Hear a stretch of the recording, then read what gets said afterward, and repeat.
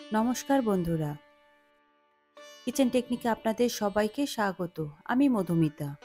আশা করি আপনারা সবাই ভালো আছেন, সুস্থ আছেন। আজ আমি বানাবো বাঙালির পছন্দের একটা রেসিপি।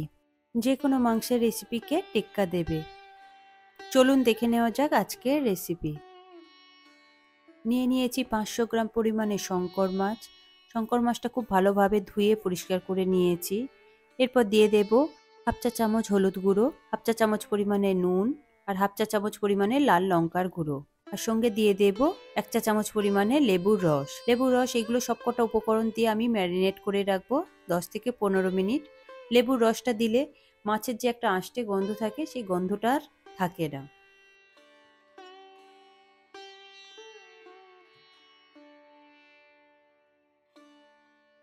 এরপর একটা কড়া নিয়েছি। কড়াতে আমি 3 চা চামচ পরিমাণে সর্ষের তেল দিলাম। আমি পুরো রান্নাটা সর্ষের তেলে করব, এতে করে রান্নার স্বাদটা আরও বেড়ে যায়। তেল গরম হলে আমি ম্যারিনেট করে রাখা মাছটা একে একে দিয়ে দেব। এই সময় আমার গ্যাসের ফ্লেমটা আমি মিডিয়ামে রেখেছি।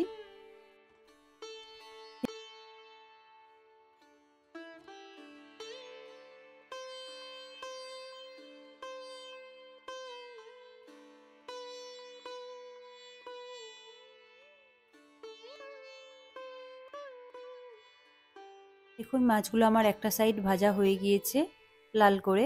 আমি আবার উল্টে দিচ্ছি। অন্য সাইডটা আমি লাল করে আবার ভেজে নেব।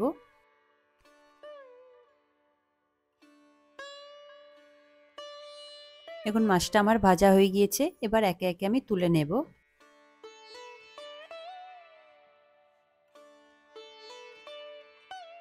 ওই কড়াতে আমি 1.5 চা চামচ পরিমাণে আবার সর্ষের তেল দিয়ে দেব। তেল গরম হলে আমি একে একে আলুর টুকরোগুলো দিয়ে দেব। আলুগুলো আমি লাল লাল করে ভেজে নেব 1 থেকে 1.5 মিনিট মতো। আলুগুলো এখানে বড় বড় করে কেটেছি, কারণ এই রান্নাটা ঠিক মাংসের মতন করে হয়, তবেই ভালো লাগে। না হলে প্লেন পাতলা ঝোল করলে একদমই ভালো লাগে না।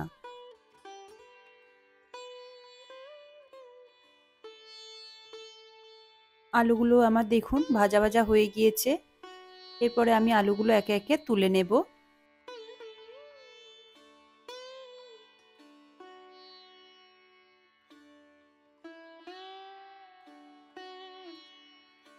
এরপরে আমি ওই তেলেই পেঁয়াজের কুচিগুলো দিয়ে দেব।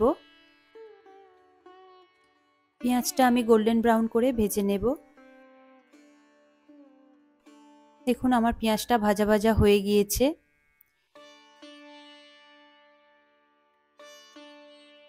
এরপর দিয়ে দেব 2 চা চামচ পরিমাণে আদা রসুনের পেস্টটা দিয়ে আমি একটু ভালো করে কষিয়ে নেব। আদা রসুনের কাঁচা গন্ধটা চলে যাওয়া পর্যন্ত ভালো করে কষিয়ে নেব।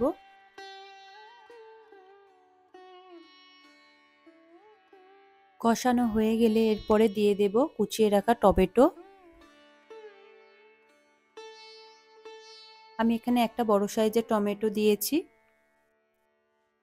টমেটোটা দিয়ে ভালো করে একটু কষিয়ে নেব।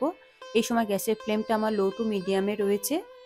আর দিয়ে দিচ্ছি অল্প একটু লবণ, এতে করে পেঁয়াজ আর টমেটোগুলো নরম হয়ে যাবে।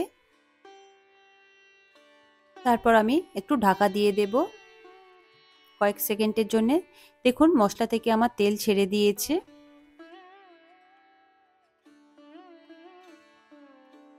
আর টমেটো পেঁয়াজগুলো ঠিক নরম হয়ে গিয়েছে।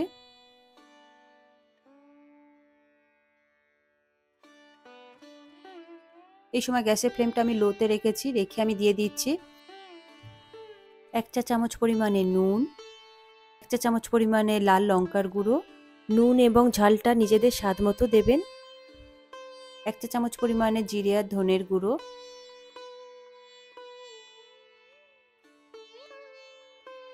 হাফ চা চামচ পরিমাণে হলুদ গুঁড়ো, হাফ চা চামচ পরিমাণে কাশ্মীরি লঙ্কার গুঁড়ো। সব মশলা দেওয়ার পরে আমি ভালোভাবে একটু কষিয়ে নেব।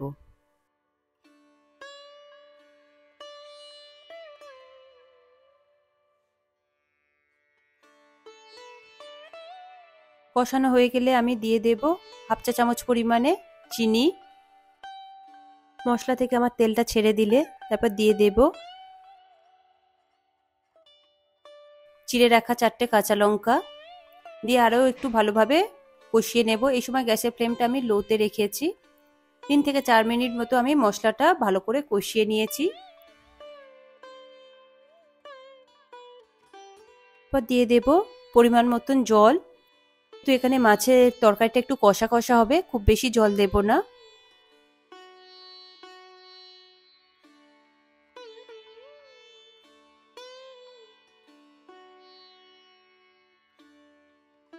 জলটা দিয়ে এবার আমি ঢাকা দিয়ে দেব।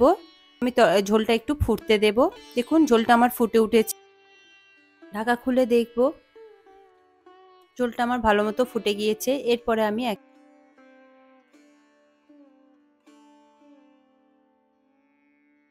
ভেজে রাখা আলুটা দিয়ে দেব।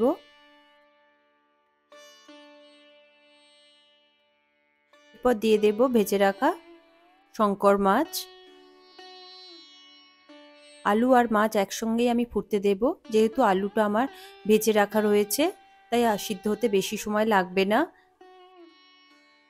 আলু আর মাছ একসঙ্গে দিয়ে আমি মিনিট 5-6 মতন আমি ফুটতে দেব মিডিয়াম ফ্লেমে। দেখুন আমার সিদ্ধ হয়ে গিয়েছে আলু মাছ। এরপরে আমি উপর থেকে একটু ধনেপাতা ছড়িয়ে দেব। 1/2 চা চামচ দেব গরম মশলার গুঁড়ো।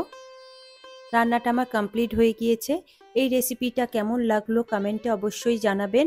যদি এই রেসিপিটা আপনাদের ভালো লেগে থাকে তাহলে লাইক শেয়ার করবার অনুরোধ রইল। সাথে এই রকম সব নিত্য নতুন রেসিপি পাওয়ার জন্যে কিচেন টেকনিককে সাবস্ক্রাইব করে পাশে থাকার অনুরোধ রইল। তবে আজকের মতো এই পর্যন্ত, আবার দেখা হবে অন্য কোনো রেসিপির সাথে। সবাই ভালো থাকবেন, সুস্থ থাকবেন।